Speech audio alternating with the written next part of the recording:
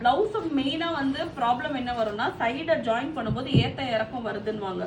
So இப்போ நான் சொல்ற மெத்தட்ல பண்ணீங்கன்னா பிளவுஸ்ல வந்து அந்த ஏத்த இறக்கம் இல்லாம உங்களுக்கு வந்து சைட் ஜாயின் ஈஸியா இருக்கும். ஸோ அதுக்கு வந்து மெயினான விஷயம் வந்து இந்த பட்டியை வந்து எப்படி கட் பண்ணணும் தான் பார்க்குறோம். ஸோ இப்போ இந்த சைடில் வந்து பாருங்க, இந்த சைட் சீம் ரெண்டுமே மேட்ச் பண்ணா பேலன்சிங் எவ்வளோ வருதோ இதெல்லாம் நமக்கு பட்டி. ஓகே, ஐ மீன் இன்னும் கொஞ்சம் ஈஸியாக சொல்ல போனால் ஃப்ரண்ட்டோட சைட் சீமை மெஷர் பண்ணுறேன். எவ்வளோ வந்துச்சு? 5.5 வந்திருக்கு. 5.5 ஃப்ரண்ட் இது. ஓகே, இப்போ பேக்கோட சைட் சீம் எடுத்துக்கங்க. இங்கேருந்து இது வரைக்கும் மெஷர் பண்ணுறேன். எவ்வளோ வந்திருக்கு?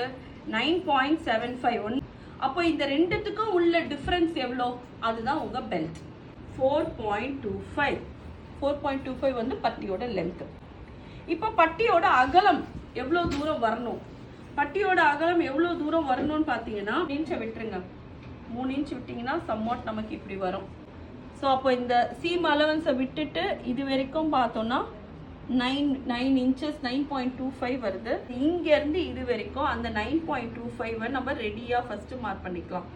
ஸோ அந்த 3.5 இன்ச்சையும் இங்கே மார்க் பண்ணிக்கலாம். மார்க் பண்ணிவிட்டு ஒரு 1/2 இன்ச் மட்டும் இதை டவுன் பண்ணி இங்கேருந்து கிராஜுவலாக இதை அப்படியே எடுத்து மேலே.